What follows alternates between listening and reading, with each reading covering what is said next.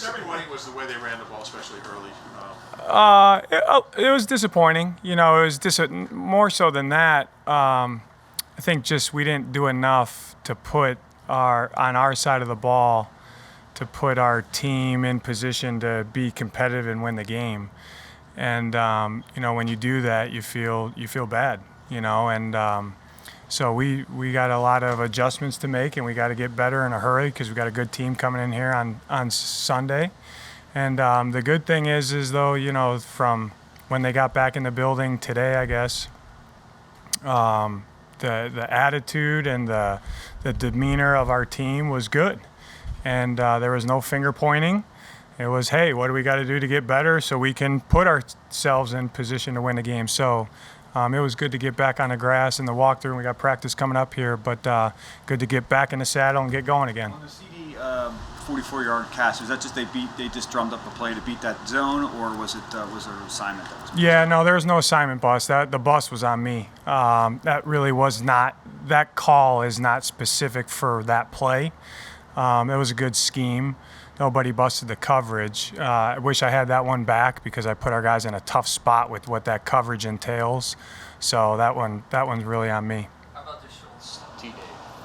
That one's on me too, honestly, because we started to make some adjustments later. The first one or the second or the one where on the right side where he got first one. Yeah, the first one. That we're in a coverage that was a pretty good schemed up play for that coverage. Wish we would have played it a little bit better top down, and make them check the ball down to the back. But that happens through the course of a game where you get some certain routes that that are unscouted, or that one particularly was actually scouted. And depending what coverage you're in, you have to know how to play those tougher routes. So just really from an entire back seven standpoint, just put a little more air in that. To the naked eye, most of the damage in the running game was between the tackles. But when you typically have an edge player like Brandon who can set the edge, does that affect? Do you guys think you handled his absence well? I do. I mean, when we're playing, some of the looks that some of those runs pop through there, you are a little bit light, in the box at times. So, and that thought that they kind of attacked us a pretty good way for what we were trying to do to take away some of the things that we were trying to take away, which we got accomplished, but then they got to their second level of how to attack us. So moving forward, talked about it as a staff. What can we do to help our guys and put them in a little bit better position moving forward when teams are doing that? And when we came up with some pretty good ways, not that we didn't have ways to do that, but to get to those adjustments a little bit quicker. It's the second week in a row you're seeing a team directly after this on the Chargers. I know you and Staley are different philosophy-wise and personnel-wise, but seeing what he did, is it a template for you? Is it constructive in any way? Not really, because we have different players. It's a good question, Zach. It's just, when you look at a team, when you're preparing for a team, you always kind of look, well, who played them good, who didn't play them good, why. But then ultimately, it's about the coaches, myself and the coaches, putting our guys in the best position possible for what our guys can do.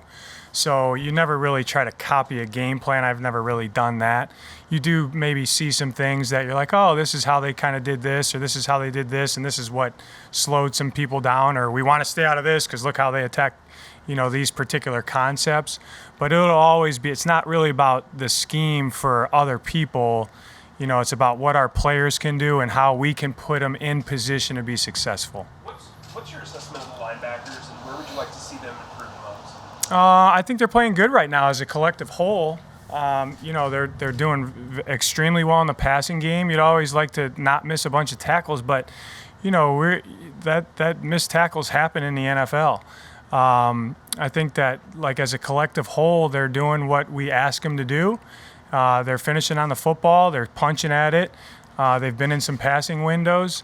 They're running the defense, as far as the communication with the front and the back end, which is we put a lot on their plate, and they're handling it well. And, I think that you guys will continue to see as we get going. The first month to me is kind of about figuring out, all right, what can our guys do? How much can we have on their plate?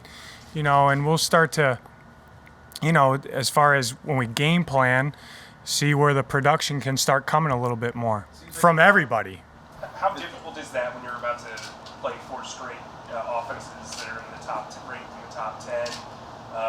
Pretty successful offenses as opposed to maybe kind of middle of the pack groups. Yeah, well, I mean, it's difficult every week, honestly. I mean, we are these, that last one, everybody we've played so far has been good. That's how it is kind of every week. I think, what's interesting about the NFL is you have these successful, high-powered offenses that all play very differently. And so you have to adjust your people and what we're doing to defend that particular opponent, which looks different, at times. So we'll continue to do that, and it's good because our guys can handle it and they're emotionally stable. And we go in and say, hey, we want to do it like this week because of this. Okay, yeah, cool, because we understand the why. In some of your 3-4 looks, when Brandon was healthy, he was sliding into, I guess, that whatever 5-tech role that you had. Is Ryan and Sweat and Tehran, they've been asked to do that as well. Is that something they can do? Is that playing them out of their strength, away from their strengths? Yeah, I mean, certain guys can play multiple spots. We've trained our guys to play different spots. You saw some different guys in there at that technique that you're talking about, and you'll continue to see as we go multiple guys play that spot. With who's ever out there with the rotations and the packages, and certain guys have to kick down inside, certain guys have to stand up and play outside. So I think they're doing a good job with the guys at the times where they're in those spots. They're doing a good job of what we're asking that position to do. On your schedule, I don't know if you noticed this or not, I'm curious if you have, but you play like every great tight end in the league this year. You already faced one. You have Travis this week. What specifically stands out in terms of what makes Travis a great player? He knows how to get open. He has a big catch radius. He's really good run after the catch, and he's smart. And he's got a quarterback that he's on the same page with. So, when you're defending a guy like that, you see a lot of times when we're looking at the tape and, it's named a certain route concept. And you look at it and you're like, that's not that concept. Well, it actually is, but then he's adjusting his route off the coverage. So it makes it difficult to say, well, he's supposed to, do this, but because he saw this guy sitting over here, he sat it down, and didn't run across the field. He set it down right over the ball at 15 yards. Like, how are we going to play that? So it's a challenge playing this crew this week is because he's on this. When you do that, the quarterback's expecting you to be over here, but now all of a sudden you're not over there. He's on the same page. Mahomes is on the same page with him. So just his ability to really get open, catch the ball, win one-on-one at a pretty high level, and then his run after catch. You see, he hurts defenses with his run after the catch, so we're going to have a plan for him, and we will. What's the process during games as you adjust series to series? How does that work? So we kind of say, all right, well, and that's kind of set up, through the week. Here's the first couple series, how we think it's going to go, what adjustments we need to make. If we're playing good, do we stay with it, or do we get to this next, counter punch? But as the game goes, the ebb and flow of the game, all right, well, they just went right down the field and scored. What do we need to get to? What do we need to do? How do I need to call it differently? Who's struggling out there? What, are we stopping the run? Are we giving up? Is the ball going over our head? So that all plays into when we come off, talking to our players first, and then looking at the plan and with the coaches on the headset saying, all right, let's get to this. Or, hey, let's keep doing what we're doing. We just got to play the techniques a little bit better. Or this one route was open. Well, get with the guy that, hey, you got to play this way. So those adjustments go on like during the series, in between series, at halftime, from quarter to quarter, series to series. It's a ever-evolving, constant adjustment period as far as communication with our guys and with the coaches. What makes Pat Mahomes so difficult to defend? He's extremely accurate, and what I really think is when you look at their offense, they make you cover horizontally and vertically, and they use space extremely well to me. So, and he can make all those throws, and then he can make certain throws that you would say man, he shouldn't be able to throw the ball like that to that spot accurately. And he can. I mean, he's really, I mean, to me, like, I don't know what a generational quarterback is, but whatever that is, he probably is that. So it, you know, what I think they do a really good job of is they make you defend. You know, everyone heard every blade of grass. They really do. So we just have to understand that, and we have to do a good job of minimizing some of those explosive plays when he gets off schedule. You know, when he starts moving around, and their guys do a good job of knowing how to get open, what spots to find. And he can be running this way on the numbers and throw it back over here, where typically you'd be like, he's never going to throw it over there, you know? So it's going to be a big challenge for us. As a follow-up to that, the last time you saw him and this offense in person, you guys held them to 13 points. What worked that night in Indy? Well, one, they didn't have Tyreek. That helped. We played pretty good team defense, and we took the ball away a couple times. And it was a good team effort, but that by no way is a blueprint. This is a way different team, and they're a way different team at this point. But to the teams that that hang with them, they execute at a very high level, and they take the ball away. Typically, you steal a couple possessions. The teams that stay in it with them. You look at the time of possession, and with us.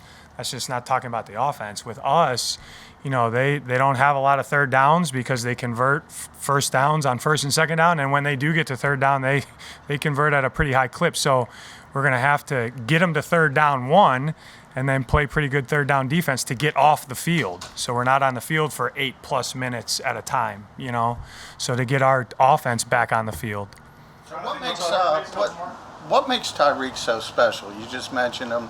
Obviously, there's fast guys all over this league, but it seems on the field he's got that extra. Yeah, when he first came into the league, Emmett Thomas was a DB coach in Kansas City, and DB coaches, you always ask who's the hardest guy to defend, who's the top 5 guys or this or that, and I remember Emmett telling me, and he's seen everybody under the sun, and he was like, he called him little man. He said, little man's special, man. He really is. And what you see on tape is kind of like Kelce, just different ways. He wins one-on-one. He can get open at a high level through zones or versus man coverage. He's really good with the ball in his hands, and he makes some catches that you're like, man, that ball was a little underthrown or a little overthrown or behind him. He adjusts to the ball in the air. Really, he's got elite ball skills to me. So elite ball skills with elite speed, it's a tough cover. So our guys are ready for the challenge, and we'll have a good plan for them. Jonathan, you talked about learning your players.